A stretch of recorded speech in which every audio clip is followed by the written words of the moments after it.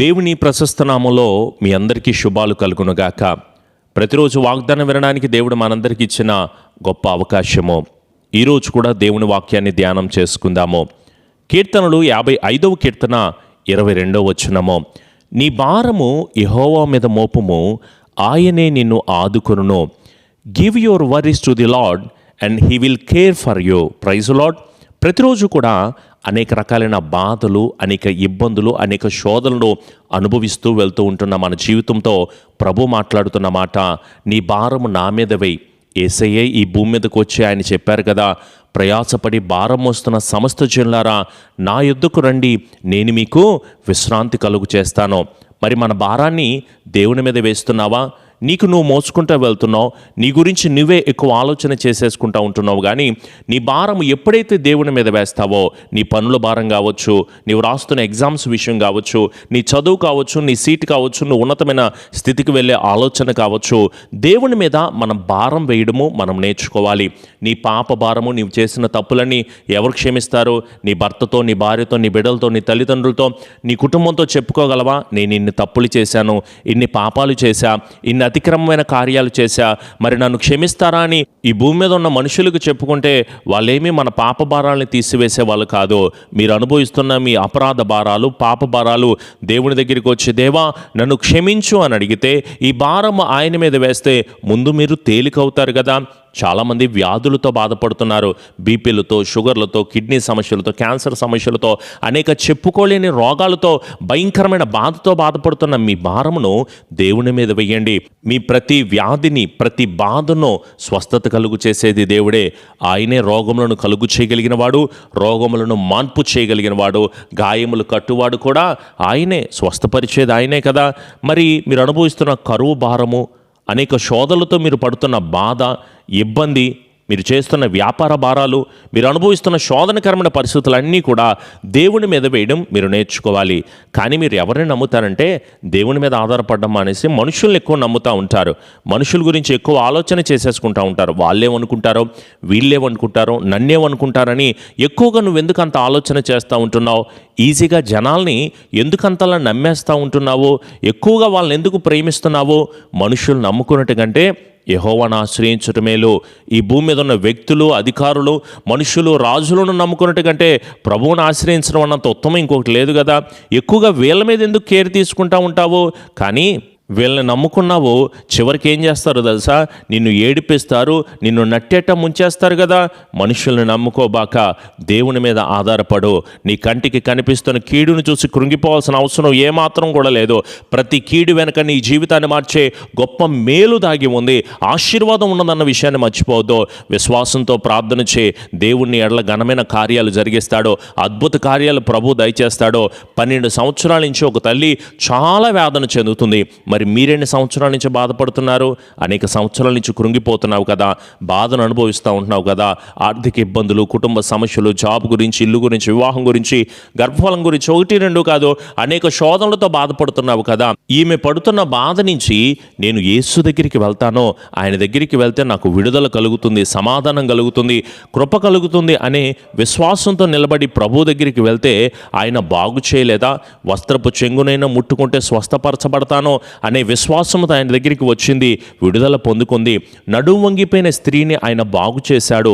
38 సంవత్సరాల నుంచి కోనేటి వద్ద పడి ఉన్న రోగిని దేవుడు బాగు చేశాడండి. అనేక మంది ఆయన యొద్దకు వచ్చి విశ్వాసంతో మొరపెట్టిన వారి మొరను దేవుడు అంగీకరించాడు కదా, ఆలకించాడు కదా. మరి నువ్వే భారాన్ని అనుభవిస్తున్నావు, మరి నువ్వే కష్టాన్ని అనుభవిస్తున్నావు. నీ భారము ఆయన మీద వేయి, ఆయన నీ భారములన్నింటినీ కూడా విడుదల కలుగు చేస్తాడు. ఆయన యొద్దకు వచ్చిన వారికి ఆయన సమాధానమును అనుగ్రహిస్తారు కదా. చాలామంది దిగులు పడుతూ, బాధపడుతూ, వేదన చెందుతూ ఉంటున్నారు. నువ్వేమంత కలవరపడాల్సిన అవసరం ఏమాత్రం కూడా లేదు. నీ భారమును వెయ్యమంటుంది జీవము కలిగిన దేవుడే, మనుషులు కాదు కదా. నీ భారాన్ని మోస్తామని చెప్తారు, నీకు తోడుగా ఉంటాను, నేను చివరి వరకు సహాయం చేస్తానంటారు. మనుషులు మధ్యలోనే వదిలిపెట్టేస్తారేమో. మనుషులను నమ్ముకోబాక జీవము కలిగిన దేవుని మీద విశ్వాసం ఉంచో. నీ కన్నిటిని ఆనందంగా మార్చేది దేవుడని, నీ నిందలను దీవెనగా మార్చేది, నీ అవమానాన్ని ఆశీర్వాదకరంగా నడిపించేది, నీ కష్టాన్ని సంతోషంగా దేవుడు మార్చేది. నీవు పడుతున్న ప్రతిరోజు ఏడుస్తూ కన్నీరు గారుస్తూ మాటలు కూడా రావట్లేదు పాస్టర్ గారు, ఈ బాధలో నేను చాలా కృంగిపోతాను అనుకుంటున్నావు కదా, నీ కన్నిటిని సంతోషంగా దేవుడు మారుస్తాడు. నీ జీవితంలో అద్భుతాలు జరుగుతాయి, నీ కుటుంబంలో స్వస్థతలు జరుగుతాయి. బలమును కలుగు చేసేది, కృప చూపించేది, ఆదరించేది, ఆశీర్వదించేది దేవుడే కదా. దేవునికి మీ హృదయం ఇవ్వడం నేర్చుకోండి. ఇది మోసకరమైన హృదయం, మూర్ఖపు హృదయం, క్రొవ్విన హృదయం, కఠిన హృదయం. దేవుని దగ్గర నిలబడి, ప్రభువా నన్ను నేను శుద్ధీకరించుకుంటున్నానయ్యా, నా దోషాలని కడుగు, నా పాపాలని కడుగు, నా అతిక్రమాలు కడుగు, నేను చేసిన తప్పులు నీకు నాకు మధ్య విరోధంగా ఉన్నాయి ప్రభువా, నేను అనేక భారాలను అనుభవిస్తున్నాను, కానీ నా కుటుంబంలో క్షేమం లేకపోవడానికి కారణం ఒకవేళ నేను చేసిన తప్పులేనేమో, నేను చేసిన పాపాలేమో, ఈ హృదయము నీకు చాలా విరోధంగా ఉందేమో, దయచేసి నన్ను మన్నించు ప్రభువా, నన్ను క్షమించు ప్రభువా అని దేవుణ్ణి అడగండి. ఇక మీదటైనా దేవునికి సమయం ఇవ్వడం నేర్చుకోండి. దేవుని మందిరానికి వెళ్ళండి, దేవుని సన్నిధిలో గడపండి. యాకోబు అంట సమయాన్ని ఇచ్చాడంటే దీవెన పొందుకున్నాడు. ఏసావు ఏం చేశాడు? దేవునికి సమయం ఇవ్వలేదు.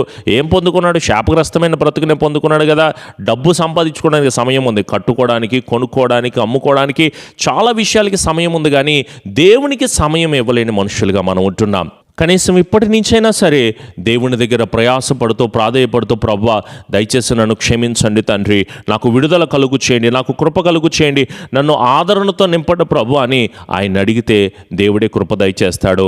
గద్దింపు నీ గుణాన్ని మారుస్తుంది, ప్రార్థనని ప్రవర్తన మార్చుది. వాక్యం వినో, అది నీ జీవితాన్ని మారుస్తుంది. దేవుని స్తుతించు, అది నీ స్థితిగతులను మారుస్తుంది. నీతిగా నిలబడో, యథార్థంగా నిలబడో, దేవుడు గొప్ప కార్యాలు జరిగిస్తాడో, ఘనమైన కార్యాలు నీ జీవితంలో, నీ బ్రతుకులో ఉన్నతమైన కృపణించి నడిపిస్తాడో. నువ్వెక్కడైతే అవమానించబడుతున్నావో, ఎక్కడైతే బాధపడుతున్నావో, రెట్టింపు ఘనతనిచ్చి సంతోషముతో సమాధానముతో నింపే దేవుడు ఉన్నాడో. మన బ్రతుకును మార్చగలిగింది కేవలము వాక్యం మాత్రమే, జీవము కలిగిన దేవుడు మాత్రమే. ఆయన మీద ఆధారపడదాం, ఆయననే ఆశ్రయంగా చేసుకుందాం. ప్రభువా నన్ను నడిపించు అని ఆయన అడిగితే, నేను నిన్ను మరువను అంటున్నావు. ఒంటరిగా కూర్చుని వాక్యాన్ని వింటున్నావు కదా. బాధలన్నీ దేవునితో చెప్పుకుంటున్నానండి, ప్రతిరోజు నేను ఏడుస్తూ కన్నీరు గారుస్తూ ఈ వాక్యాన్ని మిస్ అవ్వట్లేదు పాస్టర్ గారు, ప్రార్థన చేయడం వదిలిపెట్టట్లేదు అనుకుంటున్నావేమో. నీవు చేసిన భక్తి కార్యాలు, నీవు చేసిన ధర్మ కార్యాలు, ప్రతిరోజు నువ్వు కార్చిన కన్నీటి బొట్టు నువ్వు మర్చిపోవచ్చేమో, కానీ ఆయన నిన్ను మరువడు. నీ బాధలు వింటున్న దేవుడు నిన్ను ఎప్పటికీ కూడా విడువడు. ఆయన నిన్ను ఎన్నటికీ కూడా ఎడబాయడు. విశ్వాసంతో నిలబడు, నమ్మికతో నిలబడు. నువ్వు చేసిన ప్రార్థనను దేవుడు ఆలకిస్తున్నాడు. త్వరలోనే గొప్ప కార్యాలు, ఘనమైన కార్యాలు, ఆశ్చర్యకరమైన కార్యాలు, ఉన్నతమైన కృపను మన జీవితాల్లో పొందుకుంటాము. విశ్వాసంతో ప్రార్థన చేయి. ప్రభు మనతో ఉన్నంతకాలం మనం ఎంత క్లిష్ట పరిస్థితుల్లో ఉన్నా, ఎంత భయంకరమైన సమస్యలు ఉన్నా సరే దేవుడు మనకు క్షేమమే ఇస్తాడండి. ఎందుకంటే ఆయన మనకు తోడుగా ఉన్నాడు, మనతో పాటు ఉన్నాడు గనక మన ప్రతి బాష్ప బిందువును కూడా తుడిచి వేస్తాడు. సంతోషభరితంగా నువ్వు ఉన్న చోటనే ప్రార్థన చేయి. నీకు ఎక్కడ ఎవరిని ఎలా కదిలించాలో ఆయన చూసుకుంటాడు. ఎక్కడి నుంచి నీకు సహాయం రావాలో వాళ్ళతోనే మాట్లాడతాడు. పట్టుదల కలిగి ప్రార్థించు. ఎంతటి సమస్య అయినా సరే ప్రభు కార్యం చేస్తాడు అనే విశ్వాసంతో నిలబడి మన వర్రీస్ అన్నిటినీ, మన భారములన్నిటినీ, మన ఆలోచనలన్నిటినీ ప్రభు మీద వేసి చక్కగా ప్రార్థన చేద్దాం. దేవుడు మిమ్మల్ని దీవించునగాక. తల్ల వంచండి, కనులు మూసుకుందాం, దేవుని దగ్గర మొరపెట్టి ప్రార్థన చేద్దాము. కృపాసత్య సంపూర్ణుడా, మా గొప్ప దేవ, మరొక వాగ్దానం వినడానికి మీరు మాకు ఇచ్చిన గొప్ప అవకాశాన్ని, సమయాన్ని బట్టి వందనాలు తండ్రి. నీ భారము యెహోవా మీద మోపము, ఆయన నిన్ను ఆదుకుంటాడు అని మాతో మాట్లాడినందుకు వందనాలు ప్రభా. మా భారములను, మేము చేస్తున్న తప్పులను, అతిక్రమములను ప్రతీదీ కూడా నీ దగ్గరే ఒప్పుకుంటున్నాము తండ్రి. దయచేసి మమ్మల్ని క్షమించండి, శుద్ధీకరించండి, కృప చూపండి, కాపుదల మీరు దయచేయండి ప్రభా. మేము అనుభవిస్తున్న ప్రతి బాధల నుంచి కేవలము మీ మీదే ఉంచుతున్నాము తండ్రి. గొప్ప విడుదల, గొప్ప వాగ్దానం మాకు ఇస్తున్నందుకు స్తోత్రాలు తండ్రి. ఇల్లు కట్టుకుంటున్న బిడ్డలు, వివాహాల కోసం ఎదురు చూస్తున్న బిడ్డలు, ఎగ్జామ్స్ రాస్తున్న బిడ్డలు మీరు దీవించండి. జాబ్ కొరకు నీ బిడ్డలు ఎంతగానో ఎదురు చూస్తూ ఉండగా వారి కుటుంబాల్లో విడుదల, ఆశీర్వాదం, స్వస్థత, నెమ్మది కలుగు చేయండి. వారి గొడవల నుంచి విడుదల దయచేయండి. ల్యాండ్ ఇష్యూస్ నుంచి ప్రభా గొప్ప కాపుదల దయచేయండి. స్వస్థపరచండి ప్రభా. వారికి ఉన్న బాధల నుంచి, వారికి ఉన్న ఇబ్బందికరమైన పరిస్థితుల నుంచి విడుదల కలుగు చేసి సంతోషముతో, సమాధానముతో నీ బిడ్డలు మీరు నడిపించండి నడిపించండి ప్రభు. అన్ని దారులు మూసుకుపోయి ప్రభువా కేవలం మీ సహాయం కోసమే ఎదురు చూస్తున్నారు తండ్రి.